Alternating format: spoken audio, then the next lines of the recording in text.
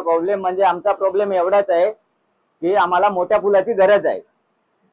मोठ्या पुलाची गरज असल्यामुळे आम्ही कसं कोणाकडे म्हणजे आता इकडे गेलो तिकडे गेलो फक्त एवढाच करतात हे की आमच्याकडे काय बाकी पर्याय नाही। कोणतरी आजारी पडला तो तिथंच असतो, तोपर्यंत त्याचा जीव जाईल अशी कंडिशन या पुलाची आहे। आणि तिथनं न्यायचा म्हणजे ते काय होत नाही। तिथनं आता एखादा जास्त आजारी असेल तर तिथनं जाणार नाही तो, कारण त्याला उचलून न्यावा लागतो। असं 2-3 वेळा ही घटना घडलेली आहे।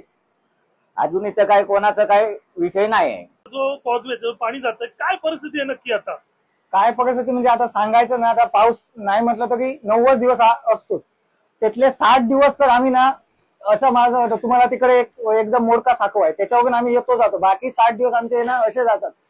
शाळेतील मुलं आहेत सगळे, इथं शाळा आहे त्यांना एकदम म्हणजे जीव घेणं प्रवास आहे आमच्या। आता अचानक कोणाला बरं नसेल काय नसेल तर इथून कसं कोण येणार ते माहिती, डोक्यावरून नाही तर खुर्चीवरून साखवरून तर असं म्हटलं जावं लागेल, एवढी हालत आहे। सगळ्यांना सांगून झालंय, हा रस्ता सुद्धा ना पूर्ण खणून गेलेला आहे, आतमध्ये बघायचं हे पाणी गेल्यावर तुम्हाला दिसेल। फक्त मागच्या वर्षी जे आमचे ग्रामपंचायत सदस्य म्हणजे इथले आहेत कौशल यांनी फक्त सिमेंट पिशव्या दिल्या, पण की गावातल्या लोकांनी मिळून सगळं म्हणजे स्वतःच्या मेहनतीने बाकी सगळं केलंय।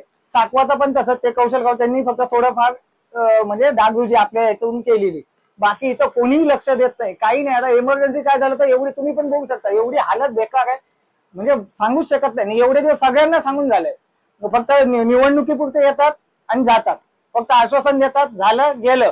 आता तुम्ही म्हणजे दिसू शकता तुम्हाला काय हालत आहे। आता 8 ते 15 हे पाणी जाणार नाही, तरी हे पाणी जाण्यासाठी आमचे लोक थोडं पाणी कमी झालं ना का जीव घेणं म्हणजे इथं राजू टाकतात, तुम्ही बघू शकता राजू टाकून पाण्यात उतरतात खोल आणि ते झाडं बिडं सगळी काढतात, जीव घेणं प्रवास म्हणजे सगळं करताना पण आम्ही कुठे आम्हाला कोण अजिबात मदत म्हणजे ग्रामपंचायत पण नाही आणि कुठलं बाकी पण नाही।